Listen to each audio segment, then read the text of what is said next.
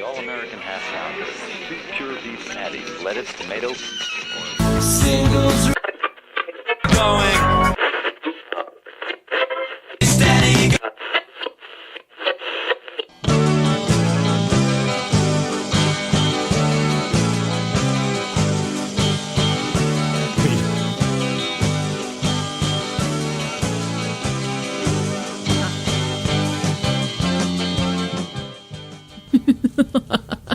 This is Singles Going Steady, the podcast dedicated to exploring great singles with a particular eye to the punk, new wave, and DIY eras of the last century. I'm Steve McGowan.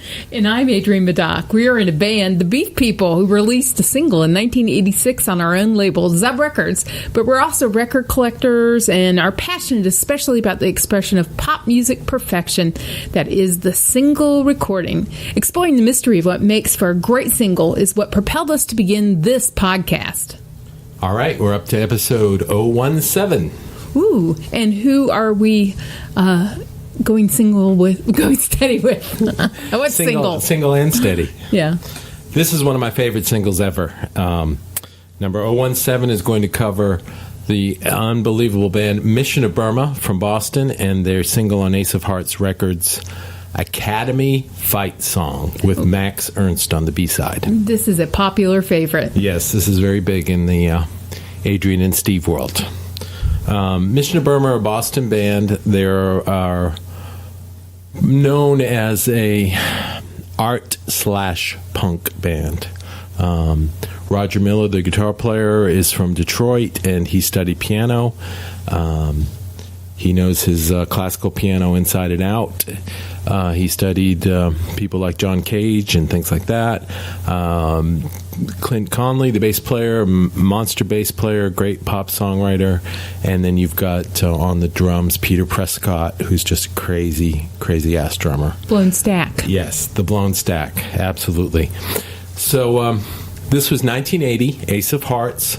AHS 104, one of their earliest singles. We had talked about Ace of Hearts record in a previous podcast about the Neats. Mission of Burma is one of those bands that they didn't put out a lot in their first incarnation. They put out 2 singles, an EP, and just an amazing record. And then they broke up. And after they broke up, they put out a live record, and that kind of... listening to that live record, it had a cover from the Stooges. It had 1970 from the Stooges. It also had 30 Seconds Over Tokyo by Pere Ubu. So through this band, I was able to, reverse osmosis. I already knew about the Stooges, but, really get into it a little bit more, and especially Pere Ubu, who we'll talk about in a future podcast. And some of their early singles were just amazing. So they led the way, and... I think we're going to go right ahead and just listen to Academy Fight Song. We have some stories about it, so all right. We'll get into it after we hear it, right? Listen first, stories later. Yes. So we're going to listen to a little bit of Academy Fight Song, Mission to Burma, 1980, Boston.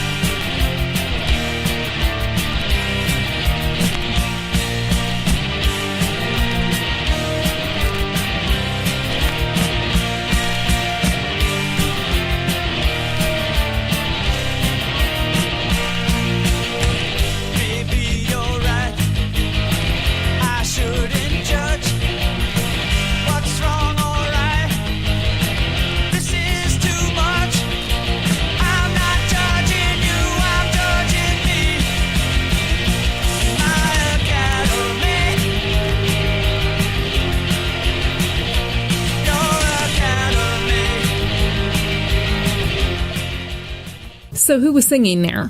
Okay, on that one, that was a Clint Conley song as the bass player. Roger Miller called him the pop monolith. That was that's Burma's pop. Yes, carnation. So this music is just super influential on me personally, and I think on Adrienne as well. It's just the kind of music that really it makes me want to jump up and down on the couch, to be honest. And it's the perfect melding of punk and weirdness. And we in the Beef People, one of our big songs was "That's When I Reach for My Revolver," which is a Mission to Burma song, a pretty famous one, and we would almost always end our sets with that one. That was kind of one of our signature songs, and we would play in Athens quite a bit because our keyboard player Ken was going to UGA. And he had the hookup. Of course, like in when you play in Athens, you play the 40 watt because every club has 40 watt as part of its moniker. Right. And one time we were playing what was known as the old 40 watt. Right. Yes. Which was a hole in the wall storefront that had a refrigerator that was like a home refrigerator that they sell beer out of. Yes, those are the days. And this was really just like a concrete room. Yeah, we would do it. Athens was very funny because we would play and we'd play with somebody like the Squalls or somebody, and there'd be a huge crowd and they'd love us, and then we'd go right back 2 weeks later and there'd be nobody there. It's hard to. I mean, obviously they were there for the Squalls, right, but the point of opening is here's a taste of us. Right. And people would always like us. Yeah, we like you, but we're not coming back. We did have a certain group that used to come see us quite a bit. And that would be Michael Stipe and his retinue. And we were playing one night, and I think it was at that place you were talking about. Yeah, and we had like the people that came in the van with us. Right. And maybe 2 or 3 paid covers. Yeah. And then Michael and his friends. And they came in, and of course, heard us play. Yes. Revolver. Right. And he started yelling. Yeah, calling out for Academy Fight Song. Which time we didn't know. I don't know if we ever added that to the repertoire. We did. Okay, we actually learned it for the next time because I think he was there the next time we played, and we played it for him. So Michael Stipe taught us Academy Fight Song. Thank you, Michael. I taught us we needed to learn it. How's that? Yeah. We didn't do a particularly great cover of it, but we played it, and so Burma is just the thing. Again, we talked about Ace of Hearts Records, Rick Hart's label. He was behind them. This is a great-looking single. It's got a cool cover. It's well recorded. We are going to play the B-side in a second. One of the stories involving REM, though, we got to know later pretty much all the guys in the band except Clint. Roger went solo, and we booked him when we were booking bands. Yeah, he was touring with a prepared piano. Yes, it was amazing. Taking a page out of from Cage. Absolutely. And playing prepared piano. Yeah. We booked a really interesting show at the Greenville Art Museum in South Carolina because they definitely had their I mean, this was art rock. Yes. Not punk. It was art. But art rock, not in an insufferable way. No. And because of that, the art museum was interested, or we at least talked our way into them being interested. Convinced them. And played inside the museum, which is a big concrete bunker. And brought all our friends' bands along, too. Right. And Roger played, and we showed the film The 5,000 Fingers of Dr. T, which has art by Dali. Yeah, Dali. Yeah. And it's Dr. Seuss' story. Yes, I believe that's right. Yeah, it's been a while. But it is a great film, so I guess maybe that's my recommendation early is to see The 5,000 Fingers of Dr. T, which is about a child being tormented by Dr. T, his piano teacher. And later on, we booked both the post-Mission to Burma band Birdsongs of the Mesozoic. We booked them, and we booked Roger, and we booked the Volcano Suns, Peter's band. And Birdsongs wasn't Martin Swope? And Yes. Mm-hmm. Yeah. So he was the later addition Right, after the sound single.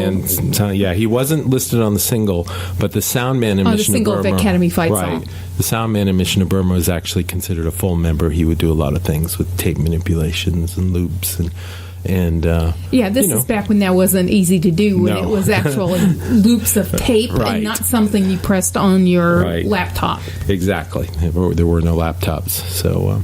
Well, when you sat down and put your legs were in front of you, that made a lap that you could place things on top of. It was kind of primitive. The old days, kids. Yes, that's right. So anyway, Roger was telling us that REM was going to record this song, Academy Fight song, and put it on one of their records, and he was hopeful because it kind of meant that they might see a little bit of cash. you Right, know? because one of the few protected figures in the world of music is the songwriter. Right. Songwriters are paid a mechanical license fee whenever their song is covered, and that is based upon the number of pressings back in the old days with records. So it made a difference if you had someone that was going to make 1 million records or going to make 100,000 records or going to make 1,000 records, because you get paid based upon Right. the And number of REM records. would have sold quite a few records. Right, they would have been closer, at least 500,000, if not Yes. 1 million. Back So that's a payday. But as Roger was telling us the story, we found out that there was another band called Miracle Legion that actually went ahead and recorded the song before REM. So REM decided not to do it. So there went, your The money just new car payment Right. to new pine scented air freshener for your car payment. Exactly. So anyway, enough about that. We want to talk about the B side of the single. It's called Max Ernst, and believe it or not, it's about the painter Max Ernst. And how many bands do you know that will throw out something like that? And it is like this is a Roger Miller song, and it's like a little symphony, and we're going to listen to a little bit of it right now. Okay, Max Yay. Ernst, Mission of Burma.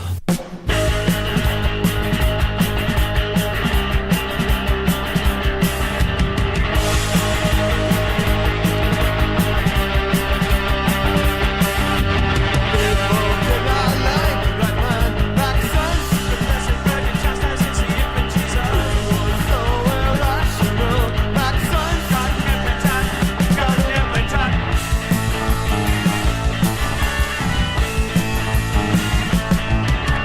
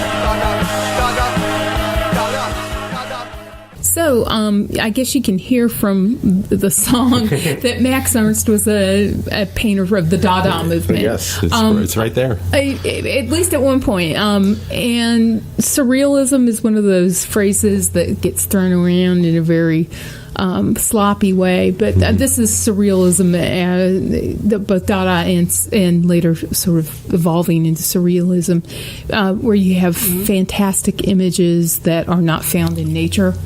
And so Max Ernst had a long career, had an interesting career, both in Europe and in the United States.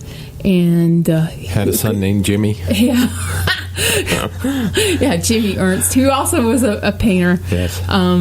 So I've been reading a little bit about Max Ernst when we picked this single to talk about. He was a much married man, Yes. including I was really excited to read about how he was in a double ceremony with Man Ray, and I thought, Yeah. oh wow, that's really progressive. He married Man Ray. He did not marry No. Man Ray, but Man Ray was the other groom. That sounds pretty surreal, though. Really? Yes. Well, who knows? Maybe the four of them were united in some sort of quadruple Right. union. You know, it was surrealism. Dada coupling. But so again, just a crazy song, all over the place, but still a little pop background.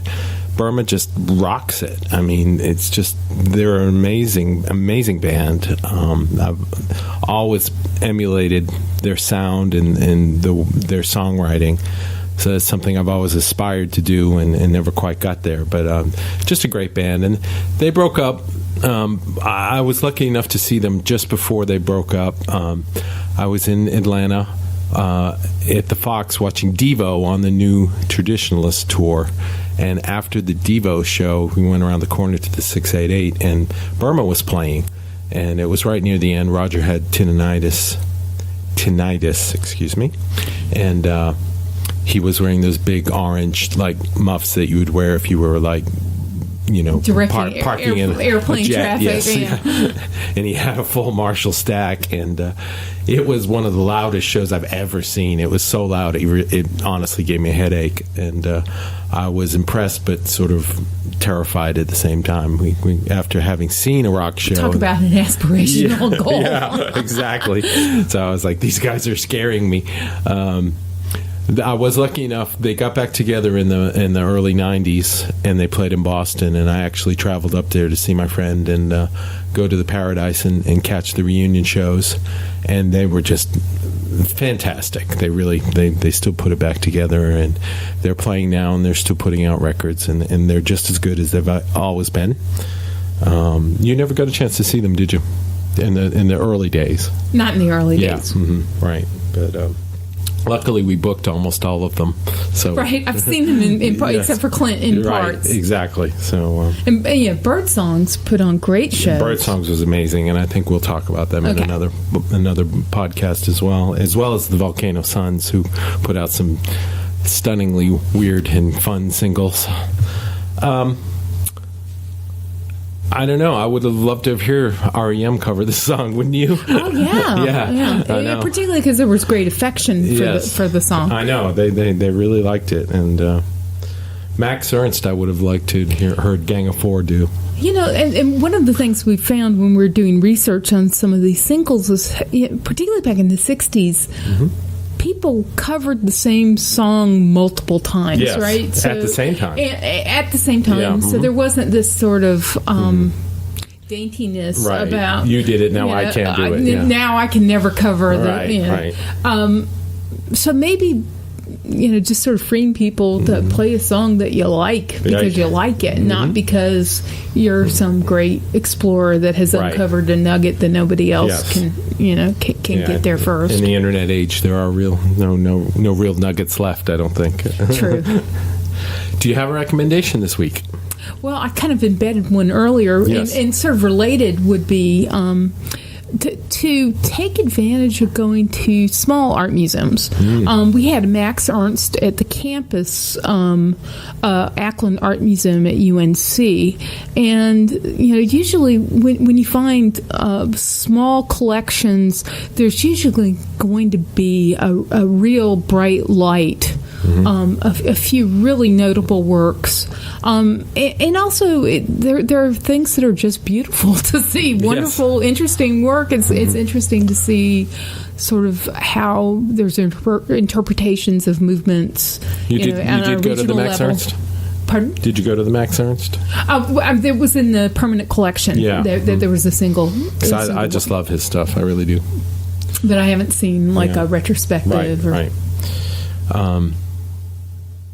I would recommend this week, staying on the Mission to Burma tip, the record they put out before they broke up called Verses on Ace of Hearts record. It's just one of my probably top 5 albums ever. It's definitely an art punk record, and it's everything I think that's good about that period of music. Top 5 records. We're getting dangerously close to high fidelity. I know, it really is. I'm going to have to reorganize them autobiographically the way this is going. But I do love the record Verses by Mission to Burma, and there are a couple of compilations available where you can get these singles, and a lot of the stuff, Ryko Disc put out a great one with all the Mission to Burma stuff on it, and they're still putting out records, so watch for them. Well, that's all I've got this week. What about you, Adrienne? I think that does it. Okay, Mission to Burma, Academy fight song, Max Ernst. Stupendous single. We love it. 1980. And we will talk to you next time. Thank you very much. See you then. To learn more about the artists and recordings we just talked about, visit our website at zubrecords.com and click on the Singles Going Steady icon. You'll also find links to the persons, places, and things we recommend, and much more. You can find episodes of Singles Going Steady on our website or wherever you get your favorite podcasts. Singles Going Steady is brought to you by the power and majesty of Zub Records.